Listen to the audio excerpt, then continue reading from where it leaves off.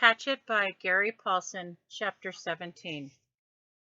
He turned back to his campsite and looked to the wreckage. He had a lot to do: rebuild his shelter, get a new fire going, find some food to get ready to find some food, make weapons, and he had to work slowly because his ribs hurt. First things first, he tried to find some dry grass and twigs, then peeled bark from a nearby birch to shred into a fire nest. He worked slowly, but even so. With his new skill, he had a fire going in less than an hour. The flames cut the cool, damp morning, crackled, and did much to bring his spirits up, not to mention chasing away the incessant mosquitoes. With a fire going, he searched for dry wood. The rain had driven water into virtually all the wood he could find, and at last located some in a thick evergreen where the top branches had covered the lower dead ones, keeping them dry. He had great difficulty breaking them, not being able to pull much with his arm or chest muscles, but finally got enough to keep the fire going all day and into the night. With that, he rested a bit, eased his chest, and then set about getting a shelter squared away. Much of the wood from his original wall was still nearby, and up in back of the ridge he actually found a major section of the weave still intact.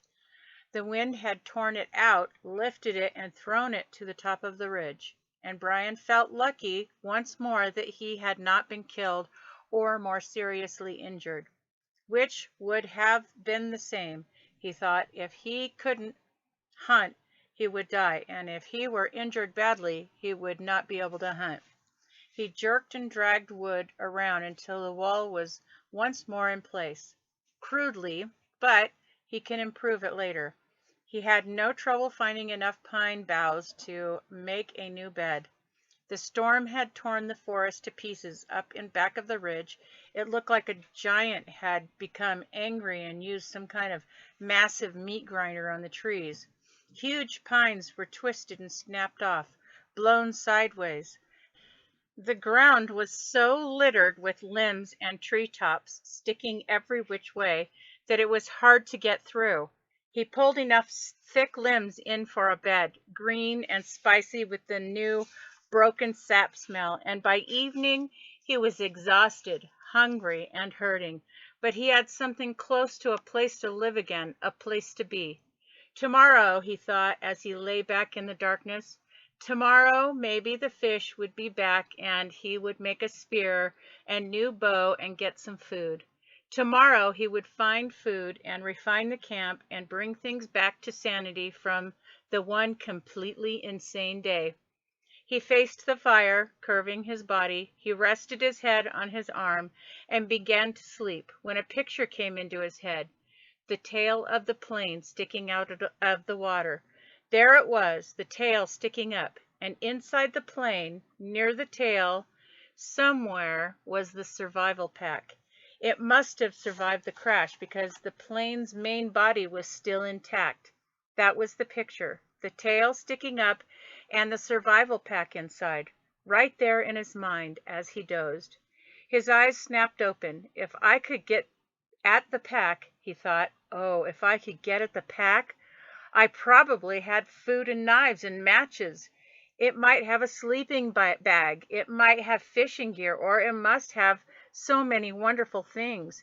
If I could get at the pack and just get some of those things, I would be rich, so rich if I could get at the pack. Tomorrow. He watched the flames and smiled. Tomorrow I'll see. All things come tomorrow. He slept deep and down with only the picture of the plane tail sticking up in his mind. A healing sleep. In the morning he rolled out before true light in the gray dawn. He built up the fire and found more wood for the day, feeling almost chipper because his ribs were much better now. With camp ready for the day, he looked to the lake. Part of him half expected the plane tail to be gone, sunk back into the depths, but he saw that it was still there, didn't seem to have moved at all. He looked down at his feet and saw that there were some fish in his fish pen, looking for the tiny bits of bait still left from before the wind came. He fought impatience to get on the plane project and remembered sense. Remembered that he had learned first food, because food made strength. First food, then thought, then action. There were fish at hand here, and he might not be able to get anything from the plane. That was all a dream. The fish were real, and his stomach, even his new shrunken stomach, was sending signals that it was savagely empty. He made a fish spear with 2 points, not peeling the bark all the way back, but just working on the pointed end. It took him an hour or so, and all the time he worked, he sat looking at the tail of the plane sticking up in the air, his hands working on the spear, his mind working on the problem of the plane. When the spear was done, although still crude, he jammed a wedge between the points to spread them apart, and went to the fish pond. There were not clouds of fish, but at least 10, and he picked one of the larger ones, a round fish almost 6 inches long, and put the spear point in the water, held it, then thrust with a flicking motion of his wrist, when the fish was just above the point. The fish was pinned neatly, and he took 2 more with the same ease, then carried all 3 back to the fire. He had a fish board now, a piece of wood he had flattened with the hatchet, that leaned up by the fire for cooking fish so he didn't have to hold a stick all the time. He put the 3 fish on the board, pushed sharpened pegs through their tails into cracks on the cooking board, and propped it next to the reddest part of the coals. In moments the fish were hissing and cooking with the heat, and as soon as they were done, or when he could stand the smell no longer, he picked the steaming meat from under the loosened skin and ate it. The fish did not fill him, did not even come close. Fish meat was too light for that, but they gave him strength. He could feel it moving into his arms and legs, and he began to work on the plane project. While making the spear, he had decided that what he would have to do was make a raft and push paddle the raft to the plane and tie it there for a working base. Somehow he would have to get it into the tail inside the plane, rip or cut his way in, and however he did it, he would need an operating base of some kind, a raft, which he found ruefully was much easier said than done. There were plenty of logs around. The shore was littered with driftwood, new and old, tossed up and scattered by the tornado, and it was a simple matter to find 4 of them about the same length and pull them together. Keeping them together was the problem. Without rope or cross pieces and nails, the logs just rolled and separated. He tried wedging them together, crossing them over each other. Nothing seemed to work, and he needed a stable platform to get the job done. It was becoming frustrating, and he had a momentary loss of temper, as he would have done in the past when he was the other person. At that point, he sat back on the bench and studied the problem again. Sense. He had to use his sense. That's all it took to solve problems, just sense. It came then. The logs he had selected were smooth and round and had no limbs. What he needed were logs with limbs sticking out. Then he could cross the limbs of one log over the limbs of another and weave them together as he had done his wall, the food shelf cover, and the fish gate. He scanned the area above the beach and found 4 dry treetops that had been broken off by the storm. These had limbs, and he dragged them down to his work area at the water's edge and fitted them together. It took most of the day. The limbs were cluttered and stuck any which way, and he would have to cut one to make another fit. Then cut one from another log to come back to the first one. Then still another from a third log would have to be pulled in. But at last, in the late afternoon, he was done, and the raft, which he called Brush Pile, one for its looks, hung together even as he pulled it into the water off the beach. It floated well, if low in the water, and in the excitement he started for the plane. He could not stand on it, but would have to swim alongside. He was out to the chest depth when he realized he had no way to keep the raft at the plane. He needed some way to tie it in place so he could work from it. And for a moment he was stymied. He had no rope, only the bowstring and the other cut shoestring in his tennis shoe, which were by now looking close to dead, his toes showing at the tops. When he remembered his windbreaker and he found the tattered part he used for an arrow pouch, he tore it into narrow strips and tied them together to make a rope or tie down about 4 feet long.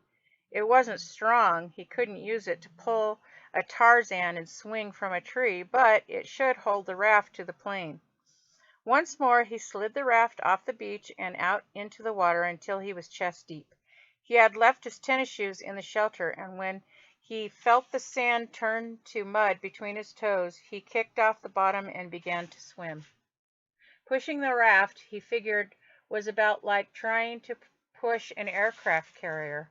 All the branches that stuck down into the water dragged and pulled, and the logs themselves fought any forward motion, and he hadn't gone 20 feet when he realized that it was going to be much harder than he thought to get the raft to the plane. It barely moved, and if he kept going this way, he would just about reach the plane at dark. He decided not to turn back again, spend the night and early part in the morning, and he pulled the raft once more onto the sand and scraped it dry with his hands. Patience. He was better now, but impatience still grounded him a bit, so he sat at the edge of the fish pond with the new spear and took 3 more fish, cooked them up and ate them, which helped to pass the time until dark. He also dragged in more wood, endless wood, and then relaxed and watched the sun set over the trees in back of the ridge. West, he thought. I'm watching the sun set in the west. And that way was north, where his father was, and that way east, and that way south, and somewhere to the south and east his mother would be. The news would be on the television. He could visualize more easily his mother doing things than his father because he had never been to where his father lived now. He knew everything about how his mother lived. She would have the small television on the kitchen counter on and be watching the news and talking about how awful it was in South Africa, or how cute the baby in the commercial looked, talking and making sounds, cooking sounds. He jerked his mind back to the lake. There was great beauty here, almost unbelievable beauty. The sun exploded the sky, just blew it up with the setting color, and that color came down into the water of the lake, lit the trees, amazing beauty, and he wished he could share it with somebody and say, look there and over there and see that. But even alone it was beautiful, and he fed the fire to cut the night chill. There it is again, he thought, that late summer chill to the air, the smell of fall. He went to sleep thinking of a kind of reverse question.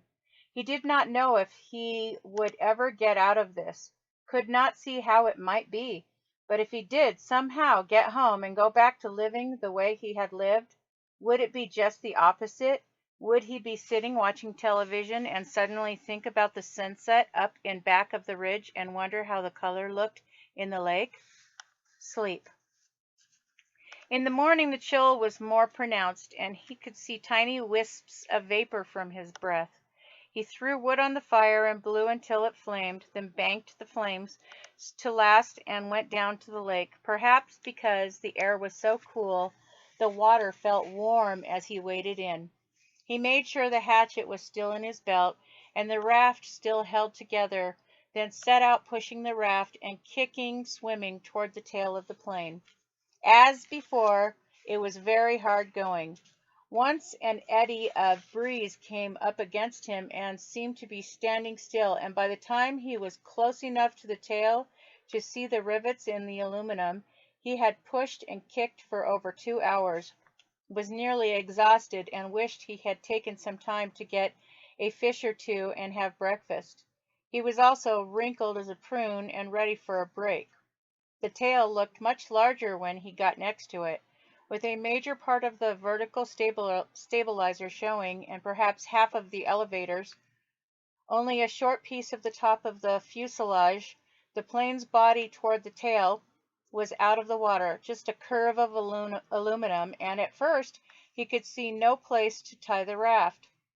But he pulled himself along the elevators to the end, and there he found a gap that went in by the hinges where he could feed his rope through. With the raft secure, he climbed on top of it and lay on his back for 15 minutes, resting and letting the sun warm him. The job, he thought, looked impossible. To have any chance of success, he would have to be strong when he started. Somehow, he had to get inside the plane. All openings, even the small rear cargo hatch, were underwater, so he couldn't get at them without diving and coming up inside the plane, where he would be trapped.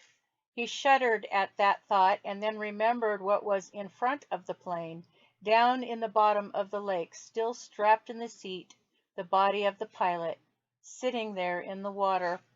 Brian could see him, the big man with his hair waving up in the current, his eyes open. Stop, he thought. Stop now. Stop that thinking.